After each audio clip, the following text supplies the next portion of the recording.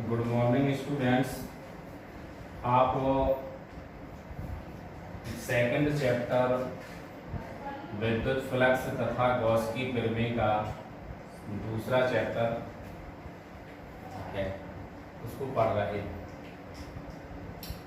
इस चैप्टर में आपका सबसे ज़्यादा इम्पोर्टेंट ये गॉस की प्रमेय है, जिसको कल मैंने आपको समझाया था। यदि आपको समझ में ना आया हो तो आप इसको दोबारा से देख सकते हैं। जैसे आप इसका एक सिंपल ऐसे चित्र बना सकते हैं और चित्र में इस तरह आप इसमें सर्किल, थोड़ा सा सर्किल डाल रहे हैं। यहाँ से आपने इसमें चित्र बनाया, ये दोनों डाल दिए। यहाँ से आपकी ये आर दूरी हो गई, ये वैद्युत क्षेत्र हो गया, ये क्षेत्रफल वेक्टर हो गया, डी ए वेक्टर ई मिलता है। इन दोनों के बीच कोण कितना बना? थीटा है। अब ये छोटा सा चाप है। आपको जब क्षेत्रफल घनकोण की परिभाषा समझाई जा रही थी तो उस समय आपको बताया था कि किसी क्षेत्र द्वारा जो कोण बनता है उसको हम घनकोण कहते हैं और इसे डी ओमेगा से प्रदर्शित करते हैं। यहाँ आपका O बिंदु है और यहाँ आपका प्लस क्यू आवेश स्थित है। ये क्षेत्रफल वाला ये हमने ये निकाल लिया। यहाँ पे आपका P बिंदु है, जहाँ आप एक छोटे से टुकड़े के कारण वैद्युत फ्लक्स की गणना करेंगे तो इसको क्या कहेंगे? D A. मतलब एक छोटा सा टुकड़ा क्या हो गया? D A. यहाँ आपको हमने बताया था कि गॉस की प्रमेय स्थिर वैद्युत में किसी काल्पनिक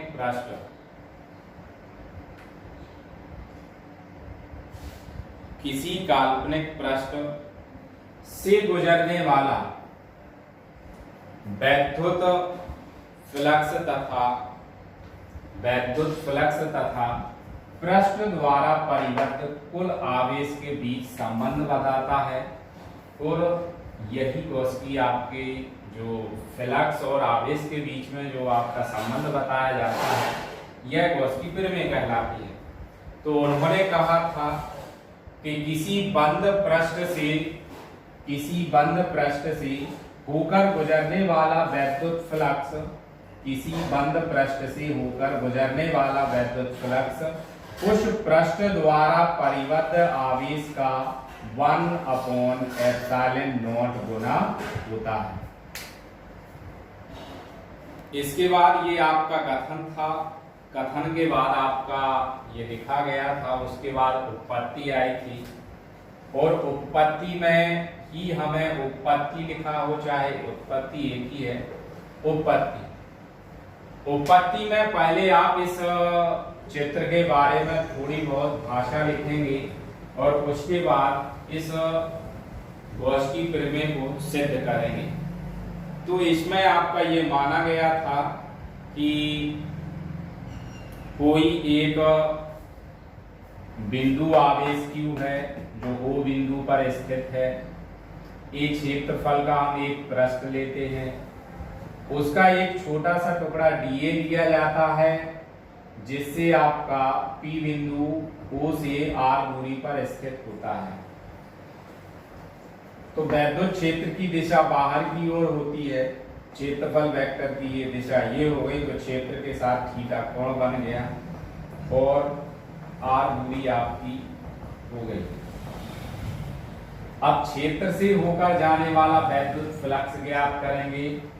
फिर वैद्युत फ्लक्स आपको पता है किसी बिंदु आवेश के वैद्युत फ्लक्स जनरली हम समझते हैं फाई ई बराबर, आपको पता है E vector dot D A vector होता है। अगर आपको समझ में ना आया हो तो इसको देख सकते हैं, फाई ई बराबर E vector dot D A vector होता है। अब यहाँ आप वैसे इसको जब हटाएंगे तो क्या आ जाता है? E D A cos theta.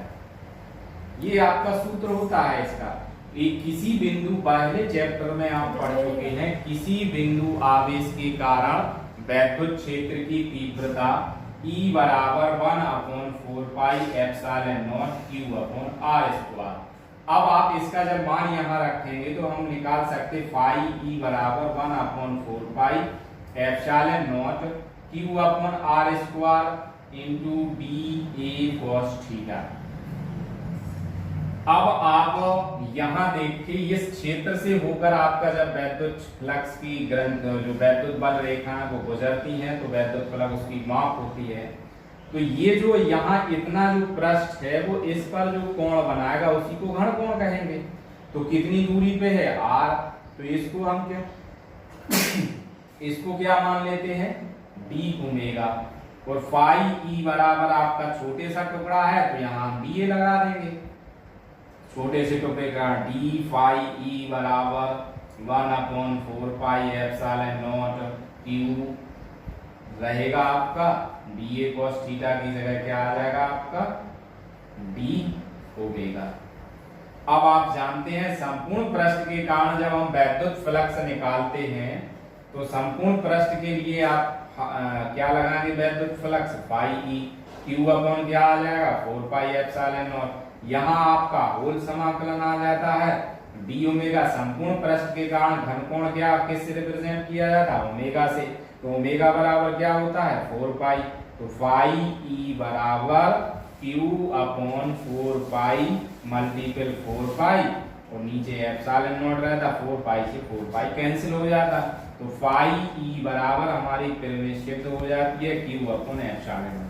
अब आप लोगों को इसमें भाषा की दिक्कत होती है तो भाषा के लिए हम ये कर सकते हैं कि जितना आप इस चित्र के बारे में लिख सकते हैं उतना लिख दीजिए और बाकी जो ये पॉइंट हैं उनको सभी को लिखना है। जैसे हम यहाँ शॉर्ट में अगर समझना चाहें तो यहाँ हम क्या लिख सकते हैं P बिंदु से होकर जाने वाला वैद्युत फ्लक्स, तो यहाँ लिखेंगे क्षेत्रफल अवयव dA से होकर जाने वाला वैद्युत फ्लक्स। क्षेत्रफल अवयव क्यों कहा, पूरा क्षेत्रफल हमारा क्या है A, तो छोटा सा टुकड़ा क्या लिया हमने dA, तो यही कह देते हैं कि माना कि क्षेत्रफल अवयव dA से होकर जाने वाला वैद्युत फ्लक्स d फाई E बराबर E वेक्टर डॉट dA। अब आप जानते हैं डॉट प्रोडक्ट है इसको हटाया जाएगा cos थीटा एंट्री कर जाएगा। अब आप पहले चैप्टर में पढ़ चुके हैं किसी बिंदु आवेश के कारण वैद्युत क्षेत्र की तीव्रता E बराबर 1/4 पाई epsilon not Q upon R square होता है। इसकी वैल्यू यहाँ पुट कर देंगे, आपका वैल्यू ये आ जाता है। इसको आप जानते हैं ये एक कोण इंडिकेट करता है कहाँ, उसके केंद्र पे O बिंदु पे, तो वो क्या है आपका घन कोण, तो इसको पूरे को क्या लिख दिया डी ओमेगा, तो डी फाई ई बराबर ये बन गया। अब आप संपूर्ण पृष्ठ से होकर जाने वाला जब वैद्युत फ्लक्स निकालेंगे तो समाकलन का साइन आ जाता है और आप जानते हैं संपूर्ण पृष्ठ के लिए हमारा कोण जो बनेगा वो घन कोण डी ओमेगा ना बन के क्या बनेगा ओमेगा, तो ओमेगा रख दिया। ओमेगा की वैल्यू आप उसमें फाइंड कर चुके हैं क्या होती है 4 पाई, 4 पाई से 4 पाई कैंसिल हो जाएगा, गॉस की पिरामिड सिद्ध हो जाती है। अब यहाँ हमें भाषा समझनी है तो इसको हम एक बार आपको फिर दोबारा से रिपीट करते हैं। माना कि एक बिंदु आवेश Q, माना कि एक बिंदु आवेश Q बिंदु O पर A पृष्ठ पे स्थित है, या इसी को इस प्रकार कर सकते हैं कि माना कि एक बिंदु आवेश प्लस Q A पृष्ठ के बिंदु O पर स्थित है। इसके बाद आगे हम ये लेंगे बिंदु O से स्मॉल r दूरी पर एक बिंदु P है जो जिसके चारों ओर एक क्षेत्रफल अवयव क्या है, जिसके चारों ओर एक क्षेत्रफल अवयव dA है। बिंदु O पर स्थित प्लस Q आवेश के कारण, बिंदु O पर स्थित प्लस Q आवेश के कारण बिंदु P पर, बिंदु O पर प्लस Q आवेश के कारण बिंदु P पर वैद्युत क्षेत्र की तीव्रता E वेक्टर है, या इसी को हम कह सकते हैं वैद्युत क्षेत्र की तीव्रता E है। अतः वैद्युत क्षेत्र E के कारण क्षेत्रफल अवयव dA, अतः वैद्युत क्षेत्र E के कारण क्षेत्रफल अवयव dA से होकर जाने वाला वैद्युत फ्लक्स। बाकी आप समझ चुके हैं, इसकी भाषा यही है और यहाँ हम लिख देंगे यही गॉस की प्रमेय है। यहाँ आपको ये ध्यान रखना है कि बिंदु P पर वैद्युत क्षेत्र E के कारण क्षेत्रफल अवयव dA से होकर जाने वाला वैद्युत फ्लक्स और किसी बिंदु आवेश के कारण वैद्युत क्षेत्र की तीव्रता, ये आ जाएगी, ये आ गया, दोनों का मान रख देंगे।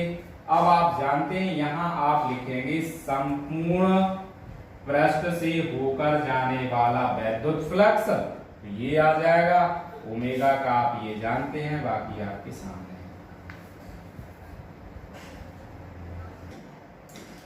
अब गॉस की प्रमेय के अनुप्रयोग में आज हम फर्स्ट पॉइंट पढ़ेंगे, अनंत लंबाई के एक समान आवेशित सीधे तार के निकट वैद्युत क्षेत्र की तीव्रता।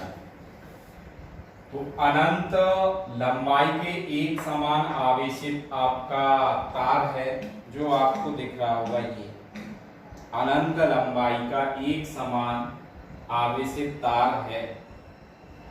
अब इसके पहले चित्र के बारे में हम जनरली समझ लेते हैं। ये एक तार है जिस पे आपने प्लस क्यू आवेश दिया हुआ है। ये आपका तार से स्मॉल r दूरी पर एक गॉसियन पृष्ठ है जिसका आकार बेलन की तरह है। इस गॉसियन पृष्ठ की लंबाई आपकी क्या हो जाएगी, l।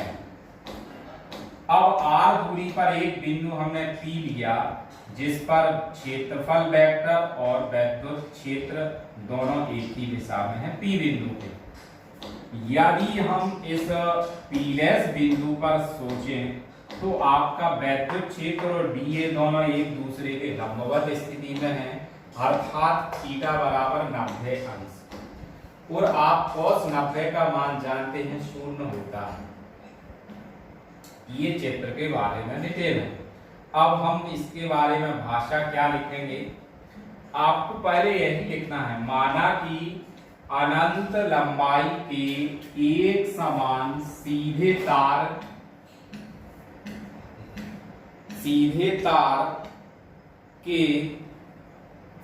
तार का रेखीय आवेश घनत्व लैम्डा है। माना कि अनंत लंबाई के एक समान आवेशित तार का रेखीय आवेश घनत्व लैम्डा है। तार के निकट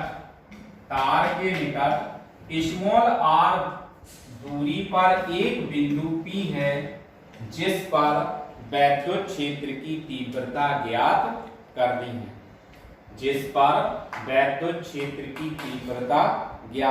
है, बिंदु P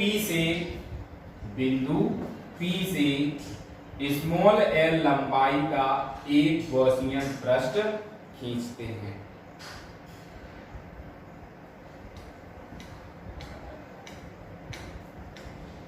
सममिति के कारण पृष्ठ के, सममिति मतलब समानता के कारण, मतलब समान आवेश के वितरण के कारण पृष्ठ के प्रत्येक बिंदु पर वैद्युत क्षेत्र की तीव्रता E का परिमाण समान होगा।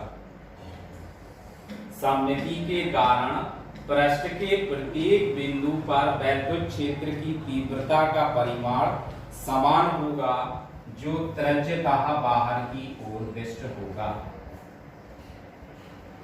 इस प्रकार क्षेत्रफल अवयव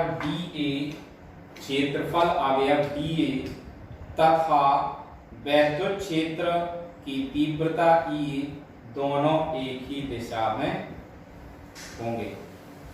अब हम इसके बारे में इतना समझने के बाद अब जो हमें लिखना है वो आपका यहां से स्टार्ट होता है। अतः अतः बिंदु P पर क्षेत्रफल अवयव dA से होकर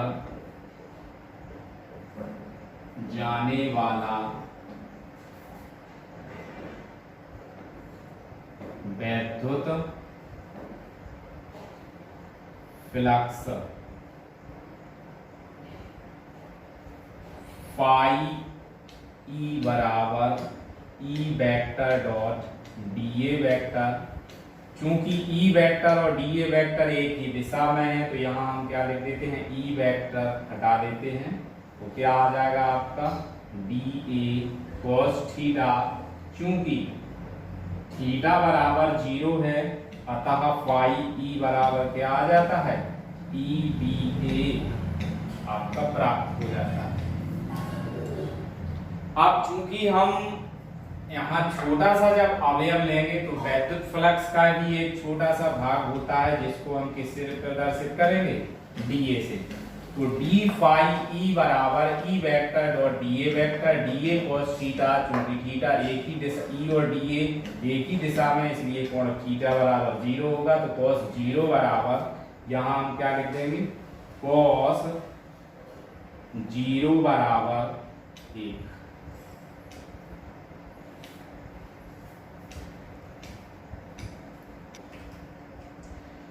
इतना समझने के बाद अब आगे चलते हैं। अब क्या लिखेंगे, संपूर्ण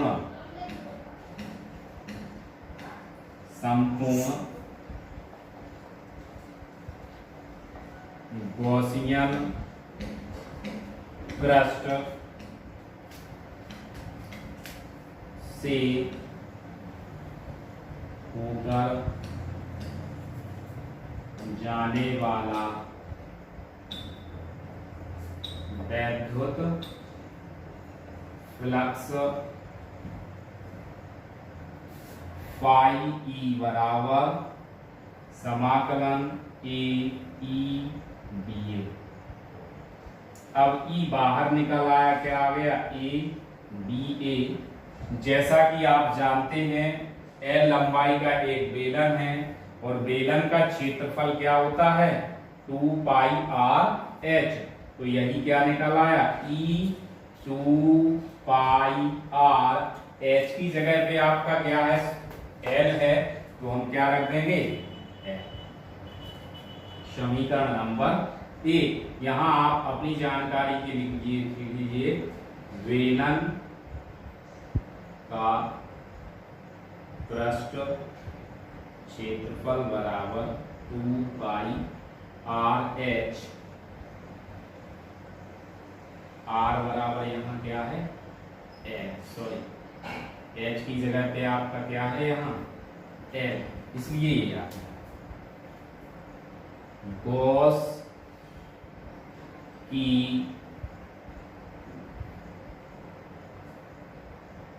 प्रमेय से क्या होता है, फाई E बराबर Q अपॉन एप्सिलॉन नॉट। ये गॉस की प्रमेय से होता है फाई E बराबर Q अपॉन एप्सिलॉन नॉट। चूंकि यहाँ आपका पृष्ठ आवेश घनत्व क्या था, लैम्डा, तो यहाँ पृष्ठ आवेश घनत्व आपका Q बराबर क्या रहता है, लैम्डा बराबर क्या रहता है, Q अपॉन L। तो यहाँ हम क्या निकाल सकते हैं, Q बराबर क्या आ जाएगा, लैम्डा इंटू L। तो यह गॉस की प्रमेय क्या बन जाएगी आपकी, फाई E बराबर Q की जगह पे क्या रख देंगे, lambda L upon epsilon not. समीकरण नंबर 2। अब इसके बाद यहां लिख देते हैं समीकरण 1 व 2 से। समीकरण 1 व 2 से यहां देखिए आप, ये LHS और समीकरण 1 ये LHS दोनों बराबर हैं तो इनके RHS भी आपस में कैसे हो जाएंगे, बराबर। अतः E 2 पाई आर एल बराबर lambda L upon epsilon not. यहां आप देखिए एल से एल आपस में कैंसिल हो जाएगा, तो इसको हम क्या लिख सकते हैं, ई बराबर lambda upon 2 pi r epsilon. इसी को यदि आप 4 में बनाना चाहते हैं, 4 पाई में, तो इसको ऐसे लिख सकते, 2 का ऊपर मल्टीपल कर देंगे और 2 का नीचे, तो 2 2 जा 4 हो जाएगा, 4 पाई आर एप्सिलॉन नॉट। तो इसको हम लिख सकते हैं ई बराबर 1 upon 4 pi epsilon naught 2 lambda upon r. यही आपका अनंत लंबाई के एक समान आवेशित सीधे तार के निकट वैद्युत क्षेत्र की तीव्रता है। तो इसको आपको कंफ्यूज कहीं नहीं होना है, ये आपको हर अनुप्रयोग में फाइंड करना है। उसके बाद ये भी फाइंड करना है, बस अंतर जैसी आकृति होगी वैसा पृष्ठ क्षेत्रफल, आपका क्षेत्रफल आएगा, आयतन आएगा, इस तरह का चेंज होगा, बाकी प्रोसेस सेम करना है। आपको इस चित्र के बारे में ध्यान रखना है। माना कि अनंत लंबाई का एक समान आवेशित तार है, जिससे स्मॉल आर दूरी पर एक बिंदु P है, जिस पर वैद्युत क्षेत्र की तीव्रता ज्ञात करनी है। बिंदु P से स्मॉल l लंबाई का एक गॉसियन पृष्ठ खींचते हैं। चूंकि बिंदु P पर E वेक्टर और dA वेक्टर दोनों एक ही दिशा में हैं, जबकि जो वैद्युत क्षेत्र की तीव्रता ज्ञात करेगा, जबकि P' बिंदु पर वैद्युत क्षेत्र और क्षेत्रफल वेक्टर दोनों एक दूसरे के लंबवत हैं, जहां कोण 90 अंश होगा, उस स्थिति में वैद्युत फ्लक्स ज्ञात नहीं किया जा सकता है। तो बिंदु P से होकर बिंदु P पर क्षेत्रफल अवयव dA से होकर जाने वाला वैद्युत फ्लक्स, यही आपका लास्ट में सूत्र प्राप्त हो जाएगा। आज ये पहला अनुप्रयोग है, तो आप इसका सही से अध्ययन कीजिए और गॉस की प्रमेय का दोबारा से देखिए। यदि आपको इसमें ये समझ में नहीं आता है तो आप कमेंट्स करके उसको कह सकते हैं। तो कल मैं जो आपका अभी नेक्स्ट वीडियो में जो सेकंड अनुप्रयोग समझाऊंगा, तो उसके पहले आपको ये छोटा सा थोड़े से रूप में समझा दूंगा। थैंक यू, धन्यवाद।